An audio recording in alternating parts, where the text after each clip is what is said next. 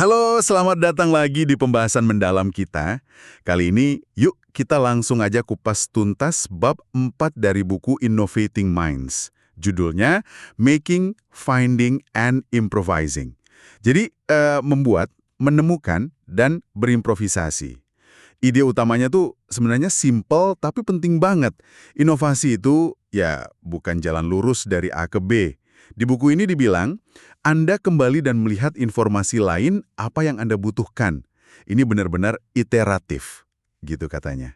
Nah, misi kita sekarang ini memahami gimana sih proses membuat jadi bertindak dengan tujuan dan menemukan, belajar dari apa yang terjadi setelah kita bertindak, itu saling terkait. Dan gimana keduanya itu bisa memicu improvisasi dan perubahan. Sumber kita ya langsung dari gagasan-gagasan utama di bab ini. Betul sekali. Dan siklus membuat menemukan ini bisa dibilang ini inti dari kelincahan mental dan perubahan kreatif. Penting banget. Jadi nanti kita akan telusuri beberapa poin penting dari bab 4 ini. Misalnya soal batasan atau constraints. Gimana batasan itu nggak cuma kita terima gitu aja, tapi bisa juga kita ciptakan atau kita temukan sendiri. Terus peran penting eksperimen aktif. Bahkan bermain loh. Gimana itu bantu eksplorasi. Terus apa sih yang bikin kita termotivasi buat terus mencoba? Kenapa sengaja bikin variasi cara itu malah bagus? Gimana kalau ini terjadi di level tim? Dan ya sedikit soal gimana otak kita ikut berperan dalam semua ini. Oke, menarik banget. Kita mulai dari yang pertama deh, soal batasan atau constraints. Ada kutipan bagus nih dari Kelly Dobson. Dia bilang, materi yang Anda pikir Anda kendalikan bisa jadi mengendalikan Anda. Atau Anda bisa bergantian. Wah, ini bikin mikir ya. Seberapa sering sih Anda merasa dibatasi sesuatu, tapi mungkin batasan itu justru bisa jadi pemantik ide baru. Apa ia selalu jadi penghalang? Nah, itu pertanyaan kritis. Seringkali kita tuh kejebak mikir batasan itu cuma yang dari luar.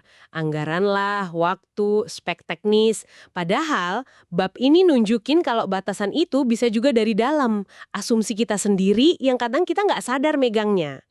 Contoh yang oke banget itu pelukis Monet sama seri Water Lilies-nya. Jadi perspektif dia itu berubah. Awalnya dia ngelukis pemandangan kolam dari pinggir kan. Lama-lama dia fokus ke fragmen permukaan airnya aja, kayak ngelihat dari atas gitu. Dia tuh menemukan cara pandang baru, batasan artistik baru, justru lewat proses eksplorasi karyanya. Jadi nggak statis. Jadi bukan cuma dikasih batasan ya, tapi kita bisa aktif nemuin atau malah bikin batasan baru pas lagi berkreasi. Ini mengubah cara pandang banget sih soal batasan. Teori sama proses itu nyambung banget, nggak bisa dipisah. Ada studi menarik juga nih di buku ini, tentang perusahaan desain teknik. Mereka nemuin kalau tim yang sukses itu secara aktif memanipulasi batasan. Bukan cuma nerima aja. Ada 4 cara nih yang mereka identifikasi. Pertama, black boxing. Ini maksudnya sengaja nganggap satu batasan udah final, jadi bisa fokus ke yang lain dulu. Oke, jadi nggak semuanya dipikirin barengan gitu ya? Iya, biar nggak mumet. Kedua, removal. Coba ilangin dulu sementara batasan tertentu. Lihat apa yang terjadi. Ketiga, nah ini yang seru, introduction. Mereka sengaja masukin batasan baru. Misalnya, pokoknya harus ramah lingkungan. Justru buat mancing ide segar, kayak Kickstarter gitu. Wah, justru ditambahin batasan ya buat mancing kreativitas. Betul. Keempat, revision. Jadi batasan yang udah ada itu dilihat lagi. Bisa nggak dinego? Bisa diubah nggak? Apa bener ini dari luar atau asumsi kita aja? Jadi intinya memperlakukan batasan itu kayak sesuatu yang bisa dimainin, bisa diutak-atik. Bukan cuma diterima pasrah. Tapi ada risikonya nggak sih? Gimana kalau kita salah asumsi soal batasan itu? Pasti ada risikonya, makanya penting banget kita paham asal-usul batasan itu dari mana. Ini beneran mutlak dari luar atau jangan-jangan cuma asumsi kita aja. Contoh bagus itu desain landscape Tate Modern di London. Kan lokasinya di pinggir sungai Thames tuh yang airnya pasang surut. Nah, daripada ngelihat itu sebagai masalah, pasang surutnya malah dijadiin fitur desain yang dinamis. Batasan lokasi jadi inspirasi kan? Keren banget itu. Iya, sebaliknya batasan implisit yang nggak jelas juntrungannya atau malah keliru, itu bisa bahaya, bisa menghambat banget. Makanya budaya tim yang terbuka buat nanya, kenapa sih harus gini? Soal batasan itu, wah penting banget buat inovasi. Oke, poin bagus banget. Jadi batasan itu dinamis dan bisa jadi alat ya. Nah, sekarang Kalau kita udah bisa main sama batasan, apa dong yang dorong kita buat terus eksperimen? Apalagi kalau hasilnya nggak pasti. Motivasi di balik eksplorasi ini apa? Nah, soal motivasi ini ternyata nggak sesimpel suka atau nggak suka aja. Bab ini jelasin ada dua dimensi utama gitu yang bisa jalan barengan. Ada motivasi intrinsik. Ini dorongan dari dalam diri kita. Senengnya ngerjain itu, puasnya sama prosesnya. Terus ada motivasi ekstrinsik. Ini dorongan dari luar, kayak hadiah, pengakuan, atau nilai bagus gitu. Yang menarik, levelnya bisa tinggi atau rendah di salah satu atau bahkan keduanya. Dalam kerja kreatif, idealnya sih dua-duanya saling dukung. Intrinsik bikin kita tetap semangat, terlibat sama prosesnya. Ekstrinsik bisa bantu dorong kita ngelewatin bagian yang ya mungkin agak boring tapi penting diselesain. Ini jadi ingat studi soal dampak pujian ke anak-anak deh. Cara kita muju ternyata bisa ngaruh ke motivasi mereka ya. Persis. Studi itu relevan banget. Jadi kalau anak dipuji karena pintar, kan itu kayak atribut tetap ya. Mereka malah cenderung takut gagal. Maunya kelihatan pintar terus, jadi ngehindarin tantangan. Fokusnya ke performa. Tapi kalau dipuji karena usaha kerasnya, nah ini kan atribut yang bisa dikembangin, mereka cenderung fokus ke proses belajar. Lebih berani ambil tantangan, dan kalau gagal pun lebih kuat mentalnya. Artinya, cara kita ngasih penghargaan ke diri sendiri atau orang lain bisa tanpa sadar malah bikin kita jadi ikut-ikutan aja, bukannya inovatif. Kalau kita cuma ngasih nilai ke hasil akhir yang benar atau sukses doang. Betul sekali. Kalau tujuannya inovasi, kita perlu menghargai apa yang disebut buku ini variabilitas yang bermanfaat atau useful variability. Maksudnya, ya menghargai usaha nyoba macam-macam cara, termasuk yang mungkin kelihatan aneh atau bahkan gagal. Karena seringkali justru dari situ muncul ide baru. Ada siklus positifnya nih. Kita bertindak nyata, bikin sketsa, prototipe, terus kita nemuin sesuatu, belajar sesuatu. Nah, penemuan ini nambahin keterlibatan sama motivasi intrinsik kita. Akhirnya, kompetensi kreatif kita jadi berkembang. Prosesnya muter terus, saling nguatin. Konsep scratching dari koreografer Twyla Tharp itu juga disebut ya. Kedengerannya kayak proses eksplorasi yang aktif banget dan mungkin agak berantakan gitu. Iya, scratching itu intinya eksplorasi yang aktif dan terbuka. Si Tharp ini sengaja ngubah lingkungannya, baca macam-macam, nyerap suara visual buat mancing ide. Prosesnya tuh ada improvisasi, keluarin ide mentah, terus direkam, misalnya di videoin, rekamannya ditonton lagi buat dicek, baru deh diolah jadi karya. Ini nunjukin pentingnya tindakan fisik, bikin prototipe atau sketsa, biarpun masih kasar banget, itu bantu kita ngelihat hubungan antar bagian, nemuin celah, atau konflik dalam ide yang mungkin kelewat kalau cuma dipikirin di kepala. Ini juga cara buat ngelola ketidakpastian dan ngelihat kegagalan kecil itu bukan akhir dunia, tapi data berharga aja dalam proses. Jadi kuncinya berani aja bertindak dan bikin sesuatu ya. Karena proses membuat itu sendiri yang bakal nuntun ke penemuan. Oke. Nah, ini nyambung ke ide berikutnya nih. Kenapa sih penting buat belajar bervariasi, learning to vary? Bukannya lebih efisien kalau kita fokus aja ke satu cara yang udah jelas berhasil? Iya sih, secara intuisi kedengarannya lebih efisien gitu ya. Tapi riset nunjukin sebaliknya loh, terutama buat kemampuan jangka panjang. Justru pakai macam-macam strategi pas belajar, sengaja bikin variasi pendekatan, itu malah bagus buat penguasaan materi. Buat kemampuan generalisasi, nerapin ilmu ke situasi beda, sama transfer pengetahuan ke masalah baru nantinya. Contohnya, ada studi soal pemecah masalah online. Kelompok yang diajarin dua metode beda, itu ternyata lebih jago mecahin masalah yang baru banget, yang novel, dibanding kelompok yang cuma diajarin satu metode. Padahal kelompok yang satu metode ini mungkin lebih cepat kalau ngerjain soal rutin yang persis sama. Loh, tapi kenapa bisa gitu ya?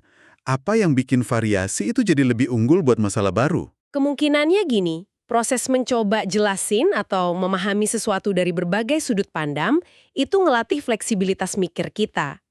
Variasi itu bantu kita ngenalin invarian apa ya, pola dasar atau prinsip inti yang berlaku di macam-macam situasi dalam satu masalah. Ingat contoh checkerboard problem dari bab sebelumnya? Oh iya, yang soal domino itu ya? Nah, itu kan kuncinya di prinsip dasarnya. Ada paradoks juga di sini. Kadang, justru dengan sengaja ngasih batasan, kita malah bisa ningkatin variasi yang berguna. Jadi dengan membatasin pilihan di satu aspek, kita kayak dipaksa nyari solusi kreatif di aspek lain. Jadi ngerombak cara kita ngelihat masalahnya. Wah, kayak batasan yang membebaskan kreativitas gitu ya. Menarik nih. Terus ada juga disebut thought box. Plunging in and acting to think. Bertindak dulu, baru mikir, gitu maksudnya. Bukan mikirnya belakangan sih, tapi lebih ke arah bertindak biar bisa mikir lebih baik gitu. Jadi kadang apalagi pas kita belum yakin arahnya mau kemana, ya lakuin aja sesuatu, bikin sketsa kasar, nyoba bahan. Itu bisa munculin ide atau ngejelasin tujuan yang tadinya masih kabur. Tindakan itu mancing wawasan dari bawah ke atas, bottom up. Bukan cuma dari rencana di awal aja. Oke, oke. Kita udah bahas soal batasan, motivasi, eksperimen, sama pentingnya variasi di level individu nih. Sekarang, gimana siklus membuat, menemukan, berimprovisasi ini kalau dalam konteks tim, kolaborasi gitu? Apa jadi lebih ribet? Ya, pasti ada dinamika tambahan ya. Studi di perusahaan desain teknik yang tadi itu juga ngamatin di mana tim berimprovisasi secara kolektif. Mereka nemuin setidaknya ada 3 jenis improvisasi tim. Pertama, improvisasi produksi adaptif. Ini kayak penyesuaian cepat pas ada kejadian gak terduga pas lagi kerja. Misalnya alatnya rusak, tim langsung cari cara lain. Sifatnya reaktif tapi cerdas. Kedua, improvisasi produksi oportunistik. Nah, ini lebih proaktif. Jadi tim melihat hasil yang nggak terduga, bahkan kegagalan, itu malah sebagai peluang atau sumber daya baru. Contohnya gimana tuh? Misalnya ada komponen gagal tes buat fungsi A. Tapi tim malah ngelihat potensi buat fungsi B. Gitu, jadi kecelakaan dimanfaatin. Menarik, memanfaatkan kesalahan jadi peluang ya. Terus jenis ketiga? Ketiga itu produksi interpretatif. Ini levelnya lebih tinggi lagi, jadi tim secara sadar membingkai ulang makna suatu kejadian atau hasil, termasuk kesalahan, buat ngubah implikasinya. Contohnya, performa produk kok nggak konsisten? Awalnya kan masalah tuh, tapi dibingkai ulang jadi peluang, nawarin layanan premium buat produk yang performanya paling oke.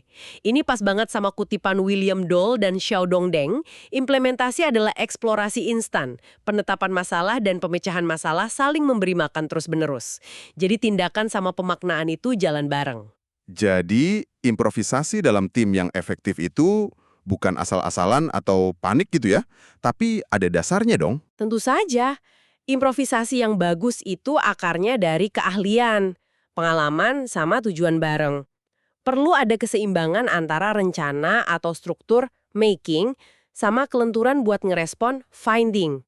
Malah kadang mengulang dengan bijak, wise repeating, pakai solusi lama yang udah kebukti, itu lebih pas daripada maksain improvisasi.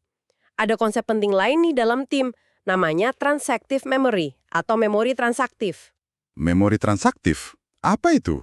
Bayangin aja kayak memori eksternal atau otak bersamanya tim gitu. Jadi tanggung jawab buat ngingat info atau keahlian tertentu itu kesebar di antara anggota tim. Tiap orang tahu siapa yang paling jago di bidang apa. Jadi nggak semua orang perlu tahu segalanya. Ini efisien banget buat manfaatin pengetahuan kolektif tim. Wah, jadi kayak pembagian tugas memori gitu ya? Terus peran prototipe cepat dalam konteks tim ini gimana? Oh, itu krusial banget. Bikin prototipe cepat bareng-bareng itu bantu tim ngadepin ketidakpastian secara nyata. Bikin kegagalan kecil itu jadi hal biasa, bagian dari belajar bukan aib. Ini juga bangun kompetensi sama rasa percaya diri tim. Alat yang dipakai juga ngaruh loh. Alat atau software yang bagus itu harusnya gampangin kita bikin representasi ide, sketsa, model, terutama yang masih kasar dan ambigu. Justru ambiguitas itu ruang buat interpretasi dan pengembangan ide. Kalau alatnya terlalu kaku, bisa membatasin eksplorasi. Terakhir nih, gimana semua proses membuat, menemukan, dan berimprovisasi ini nyambungnya sama cara kerja otak kita? Iya, bab ini nyentuh sedikit soal gimana otak kita secara biologis itu terus ngiyembangin antara fleksibilitas, kemampuan adaptasi, sama stabilitas, kemampuan fokus, konsisten, ada peran neurotransmitter kayak dopamin di situ. Kita butuh dua-duanya kan, dan kontrol kognitif kita bantu buat pindah-pindah sesuai situasi. Poin utamanya sih, siklus membuat menemukan ini bukan cuma proses mental abstrak. Secara aktif, pengalaman eksplorasi ini ngebentuk koneksi sama jalur saraf di otak kita seiring waktu. Jadi, otak kita memungkinkan kita eksplorasi, dan eksplorasi itu sendiri ngebentuk ulang otak kita. Hubungan dua arah yang dinamis gitu. Wah, bener-bener kayak tarian yang kompleks ya. Kalau kita coba rangkum dari pembahasan bab 4, Innovating Minds ini ya. Intinya tuh, kreativitas sama inovasi itu bukan momen aha, sekali jadi atau jalan lurus gitu aja. Tapi lebih kayak siklus yang jalan terus. antara membuat, bertindak, menemukan, belajar dari hasilnya, sama berimprovisasi, adaptasi cerdas. Kita udah lihat gimana batasan itu bisa jadi teman bukan musuh. Motivasi juga ada banyak sisi ya, intrinsik sama ekstrinsik. Terus sengaja nyoba macam-macam cara itu ternyata penting buat fleksibilitas. Dan kalau di tim ada dinamika uniknya, kayak memori bersama tadi, sama cara-cara tim berimprovisasi. Oke Leh, terima kasih banyak sudah gabung dalam penelusuran kita kali ini. Iya, sama-sama. Sebagai penutup nih, ada satu pertanyaan reflektif dari bab ini yang mungkin menarik buat Anda bawa pulang. Kita kan sering kagum ya sama improvisasi yang kayaknya spontan, brilian gitu, kayak berpikir cepat. Tapi buku ini ngingetin, di balik improvisasi yang efektif itu, biasanya ada persiapan sama pembelajaran mendalam sebelumnya. Nah, pertanyaannya buat Anda renungkan. Kira-kira persiapan dan pembelajaran mendalam macam apa ya yang mungkin perlu Anda atau tim Anda lakukan lebih banyak atau lebih baik lagi? Biar kemampuan improvisasi Anda bisa benar-benar maksimal pas dibutuhin nanti. Semoga ini jadi bahan pemikiran buat proses kreatif Anda ke depan ya.